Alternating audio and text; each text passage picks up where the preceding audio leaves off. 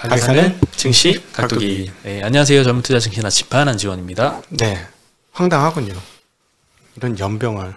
예. 이런 연병할 날이 있나? 응? 인내심 테스트 하는 것 같아요. 기가 차네. 어떠세요, 기분이? 저 약간 짜증이 너무 나죠, 일단. 목소리 끝이 좀 떨리시는데요. 네. 오늘은 좀 화가 나서 떨리는 거예요? 무서워서 떨리는 거예요? 화가 나죠. 이게 뭐라고. 약간 이런 생각이 좀 드는데요. 참 우려가 너무 심한 것 같아요.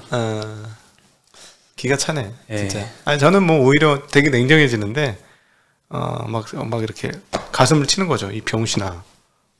이럴 때 사야지, 병신아. 지금부터 계속 사면 얼마나 싸게, 박앤세일 시작했는데, 진짜, 왜 박앤세일이 이렇게 언제든지 나올 수 있다는 사실을 왜 생각 안 하고, 예를 들어 일반 세일할 때 주식을 샀어. 박앤세일 했을 때 사야지. 50% 떨이치고 있는데 지금 완전 땡처리도 하기 시작하는데 하면서 가슴을 쳤어요. 이 병신아 이러면서.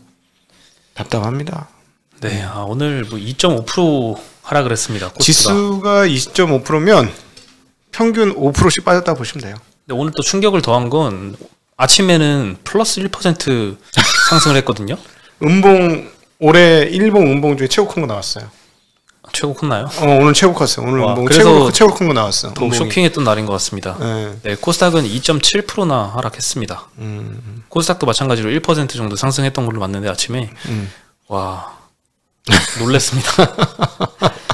뭐 아시아 증시 마찬가지였고요. 일본도 1.6% 하락, 홍콩도 2.6% 하락을 하고 있고요. 개인 투자들이 오늘 코스피에서는 매수를 했습니다. 코스닥에서는 그래도 매수는 했는데 매수 중간에 했었는데 종가 기준으로는 코스닥에서는 200억 매도를 했고요. 코스피에서 7,400억 매수했습니다. 외국인 기관이 코스피에서는 둘 다 팔았고요. 근데 많이 팔지는 않았어요. 또 외국인이 코스피에서 1,400억 매도, 코스닥에서 한 1,000억 매도했고요. 기관이 코스피에서 6,300억 매도했지만 코스닥에서는 1,000억 매수를 했습니다. 야, 참 한번 해보자는 건데 이쯤 되면 네. 참. 저는 근데 많은 분들이 지금 가슴이 떨리고 있어요. 손실을 보면 가슴이 떨리거든요. 근데 드리고 싶은 말은 그냥 저 진짜 나중에 저 와서 때리셔도 되는데 이럴 때는 섣부르게 움직이시면 안 됩니다. 진짜 그냥 제 경험상 틀릴 수 있겠지만 이런 제 경험칙상으로는 지금은 그냥 안 보고 그냥 버티시는 게 맞거나 아니면 좋은데 훨씬 많이 떨어진 주식이 있잖아요. 그런 식으로 좀 옮기든가. 거의 뭐 필이 약간 작년도 2월 필 느낌 조금 나네요. 그래서 아마 오늘 좀 거칠게 말씀드리면 우리 이제 투자자분을 위해서 말씀드리면 이제 털릴 겁니다. 이제 이 정도 빠지면 털립니다. 내일 신용 털리죠. 네, 반등이 나올 거예요. 이제 이 정도면 털리는데 털릴 게 털려야 반등을 합니다. 계속 우리 이제 방송 1년 넘게 보신 분들은 보셨겠지만 저희가 반대 매매 얘기를 2번, 3번 하면 보통 그때가 털리고 이제 반등하기 임박했던 시점이에요. 근데 이쯤 되면 반대 매매 털려야 되는 시점이 왔고 이번에는 일부 막겠지. 절반 이상은 돈 넣고 막을 건데 만약에 또 오늘 이렇게 이슈가 된 코로나 관련 이슈가 된 것 때문에 공포감을 사람들이 가지게 된다면 안 맞겠지.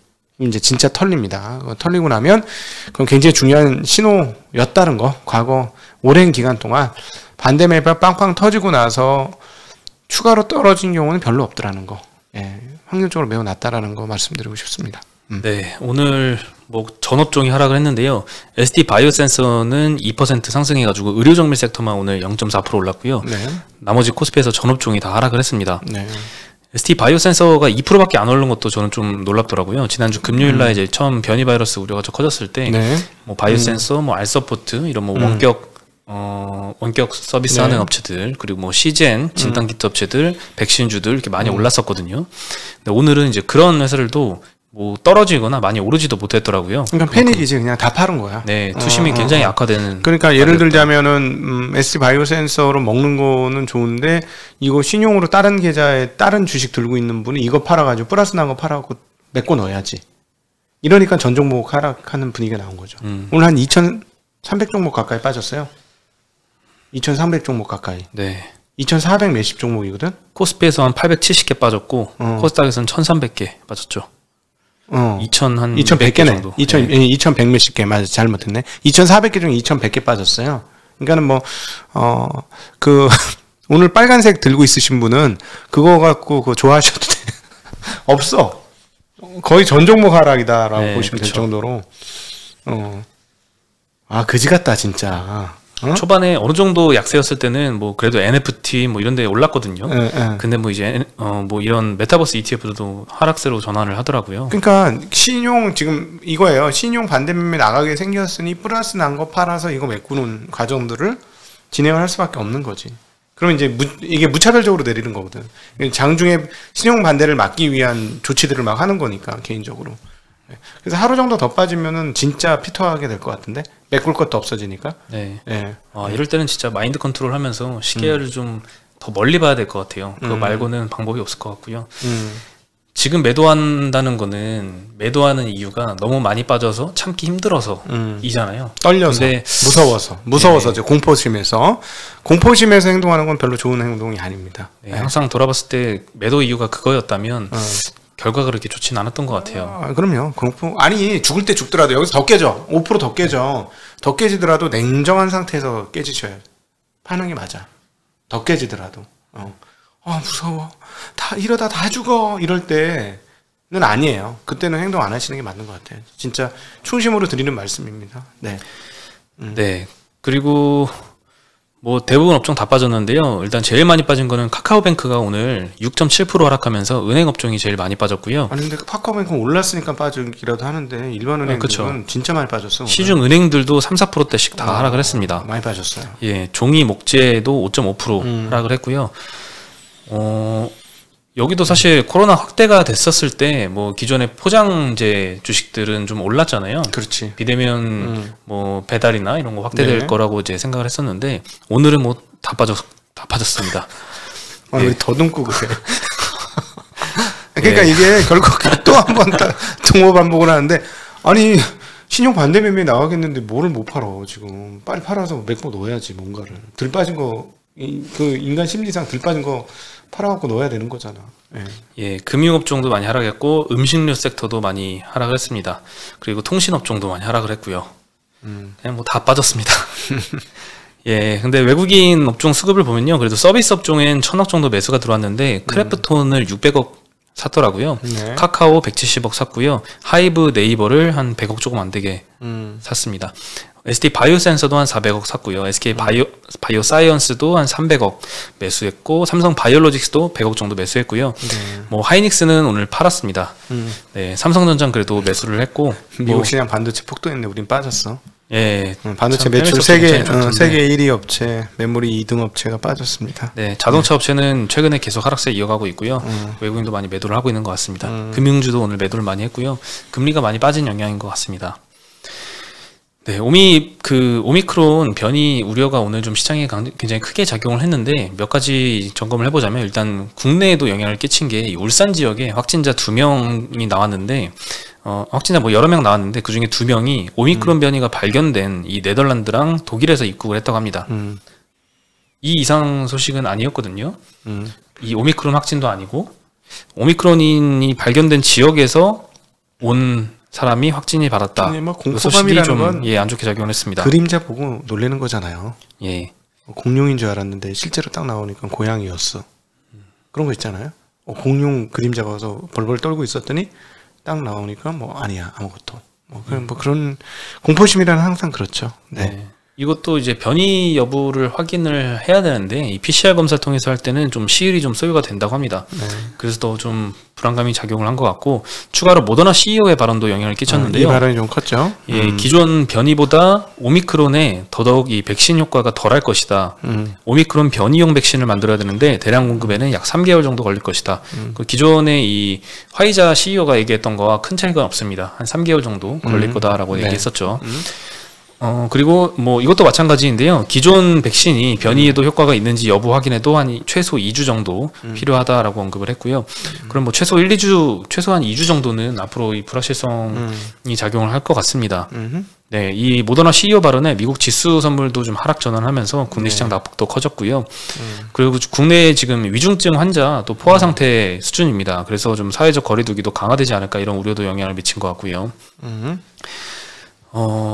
그리고 파월 의장이 의회 증언 사전 질의서가 있었는데요. 오미크론 변이에도 불구하고 인플레 대응을 지속하겠다 이런 문구가 있었나 봐요. 그래서 이 페드의 완화 조치를 기대하기 힘들 수도 있다 이런 우려도 좀 작용을 했던 것 같습니다.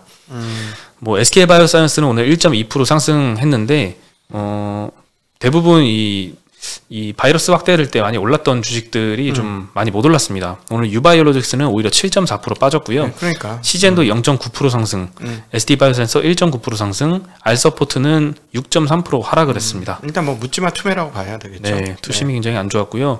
여기다 골드만삭스가 어제 잠깐 말씀드렸는데 이 한국 투자 의견을 비중 확대해서 중립으로 하향 조정을 했습니다. 네. 근데 이제 언급을 했던 말을 보면 한국의 이제 국내 거시 전망이 견조함에도 불구하고 성장이 둔화하고 이제 긴축 재정으로 글로벌 환경이 우호적이지 않다. 근데 한국은 글로벌 경제에 영향을 많이 받기 때문에 역풍이 닥칠 수 있다. 언급을 했고 또 중국하고 동남아에 더 큰 비중을 배분을 하기 위한 영향도 있다라고 언급을 했고요. 실제 싱가포르와 인도네시아 비중을 상향을 했고 인도와 한국은 좀 비중을 하향을 했더라고요. 아 그래서 우리 빨리 신흥국 증시에 빠져나가야 돼. 예, 그래야 될 것 같습니다. 아 진짜 열받아서 못 이겨. 우리가 참나 진짜. 네, 내년 코스피 목표 지수도 이 3,700에서 3,350으로 하향을 했습니다. 네, 이미 많이 빠졌는데 많이 빠져서 내리는 건 똑같은 것 같습니다. 지금 그 20년짜리 월봉 차트로 그 선을 그어 보면요, 저 이런 짓 잘 안 하잖아요. 이런 짓이 된다. 잘 안 하는데 한 2,800선 내외쯤의 지지 라인이 있어요. 2,800선. 야, 여기까지 올 줄 몰랐는데. 네, 뭐 별로 의미는 없지만 2,800 내외. 네. 12개월 포워드 PBR 한 1배 정도 수준인 것 같아요. 2,800대가. 2,800 PBR 1배면은 굉장히 낮은 거예요, 여러분. 진짜 낮아요. IMF 때 얼마였더라? 1배 깨졌을 거야, 그때 아마. 그러니까 1배가 깨지는 거는 굉장히 많이 빠진 겁니다.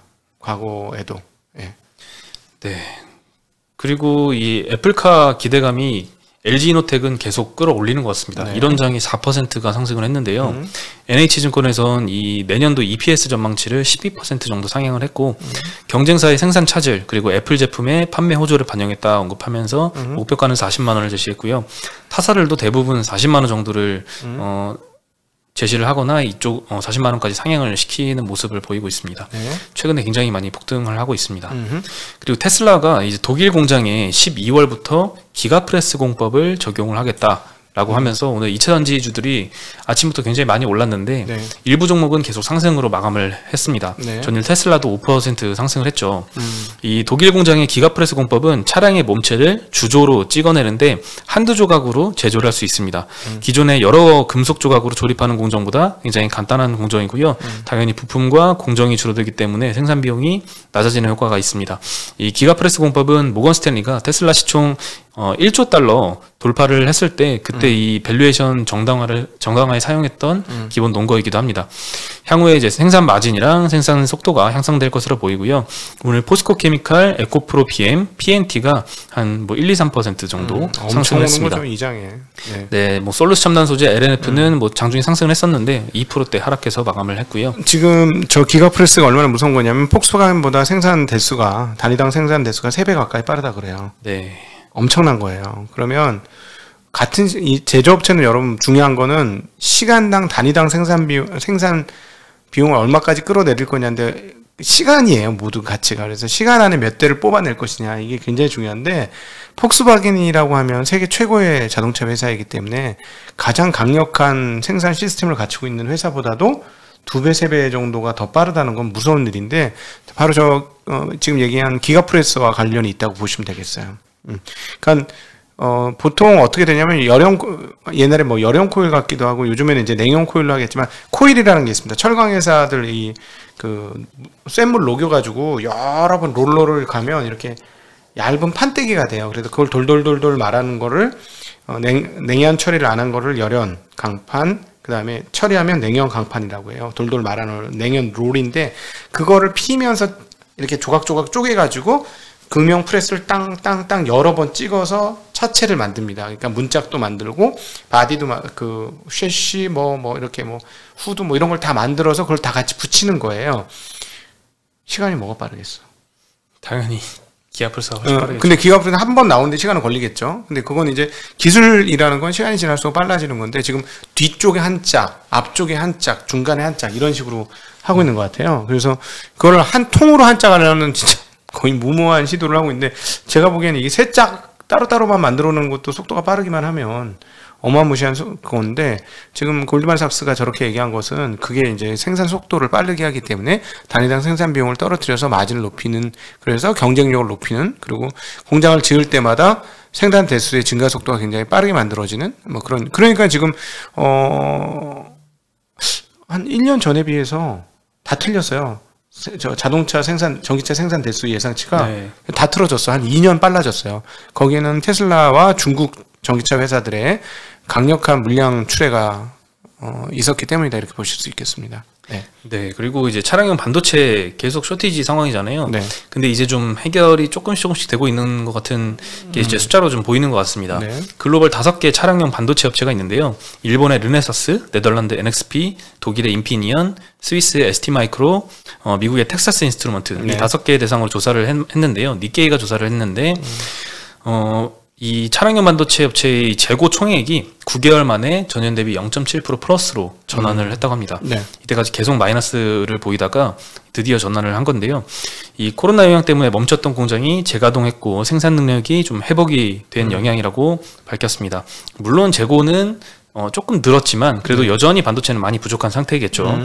NXP CFO는 재고를 목표 수준까지 회복시키기 위해서는 몇 분기가 더 필요하다라고 언급을 했고요. 뭐 최근에 이 변이 바이러스 또다시 말썽을 부리고 있는데 이게 다시 공급망을 또다시 건드리지만 않는다면 내년 봄쯤에는 해결될 것이라는 전망이 많은 것 같습니다. 그럼에도 빠졌죠. 네, 오늘 뭐 현대차, 기아 뭐 한 2%대 정도 하락을 했고요. 현대 모비스도 한 3% 가까이 빠졌습니다. 네. 네, 자동차 업체 최근에 좀 올랐었는데 그걸 다 빼고 있습니다. 근데 뭐 오늘은 뭐 시장에 빠져서 빠진 거니까 시장보다 뭐 많이 안 빠졌네. 그렇죠. 네. 네, 그리고 메타버스 ETF 4종에 이 시가총액 합산이 1조 원을 돌파를 했습니다. 네. 상장 6주 만의 기록이고요. 예전에 그 BBIG라고 해서 이제 네. 그 뭐 K 뭐 이렇게 이름 붙인 ETF들이 많이 나왔잖아요. 네. 그거보다 훨씬 더 속도가 빠르다고 합니다. 뭐 코덱스 K 메타버스 액티브 요 ETF가 제일 큰데요. 4,100억 정도까지 많이 성장을 했습니다. 500억인가 600억으로 시작한 건데. 그렇죠. 돈이 엄청 늘었네요. 네, 많이 늘었습니다. 그 수익률도 상장한 이후로 한 20%에서 30%대 정도 네. 수익을 보이고 있고요. 오늘은 한 1%대 하락해서 마감을 했습니다. 그리고 금리가 지금 굉장히 많이 떨어지고 있는데요. 미국 10년물이 1.4%대로 다시 내려왔습니다. 어제 1.5% 회복을 했었는데 네. 1.472 정도까지 내려왔고 한국 10년물도 2.2가 깨져서 2.197 정도, 한국 3년물도 1.8이 깨져서 1.796 정도까지 꽤 급락을 했습니다. 금리가. 네, 그래서 오늘 금융주들이 좀 특히 많이 안 좋은 모습을 보였습니다. 아무래도 뭐 미국도 이거 관련해서 모더나 CEO의 발언이 안전자산 선호 흐름으로 충분히 나올 수 있는 상황이니까요. 네. 그런 것들에 영향을 미쳤다고 봐야 될 것 같은데 한국 원화는 지금 1189원이라서 뭐 높지만 그냥 오히려 뭐 약세로 가거나 그러진 않았고 달러 위안은 더 강세입니다. 6.376으로 상당히 강세를 보여주고 있고 엔도 강세입니다. 113.19엔 기록을 하고 있습니다. 네, 네. 뭐 원달러 환율이 뭐 떨어지는 거에 대해서 이 수급 영향이라는 분석이 좀 있더라고요. 오히려 한국 채권을 사기 위해서 네. 이렇게 이 원화가 강세로 가는 거지 이게 위험 자산을 그래도 리스크 온이라고 표현하죠. 그것 때문에 지금 원달러 환율이 떨어지는 건 아니다라는 분석도 있어서 한국의 원화가 강세인 것. 네. 네. 외국인들이 한국 채권 금리 매력적이라고 보고 사러 들어온다는 거죠. 네. 최근에 금리가 많이 올랐으니까. 네. 네. 금리가 뭐 더 떨어질 거라고. 네, 더 떨어질 거 보는 거죠. 내년 연말 기준을 반영했다고 보는 거니까 최근의 고점을. 네. 그리고 골드만삭스에서 그 한국 그 비중 축소하는 데 있어서 덧붙인 게 22년도에도 기준금리를 추가로 2차례 인상할 것이다 라고 전망을 했습니다. 그건 가봐야 알지. 가봐야 알죠. 네, 그렇습니다. 네. 다들 힘내시고 참 뭐라 그럴까 참 저 같으면 그냥 뭐 저는 오늘 솔직한 마음으로 그냥 조금 담담하고 아쉽습니다. 이제 뭐 열받고 이런 것도 사실은 이제 지났고 주식을 샀어요. 박앤세일이 시작이 되는데 아쉽다. 다음에는 이런 박앤세일을 꼭 나의 장으로 만들어야지 이런 생각이 좀 들었습니다. 네. 조금 더 기다렸다 살 걸 뭐 이런 생각이. 그렇죠. 이렇게까지 박앤세일 할 거라고 상상은 못했죠, 사실. 예, 한 3,000원 깨지면 올라오겠지 생각했지 사실은. 예, 근데 그런 예상조차도 하면 안 돼. 지금 보면 결국 그렇죠. 예. 예. 네, 그러면 많이 힘드실 텐데 오늘 밤부터 굉장히 많이 추워진다고 합니다. 건강 관리 잘 하시고요. 저희는 여기서 인사드리겠습니다. 네, 안녕.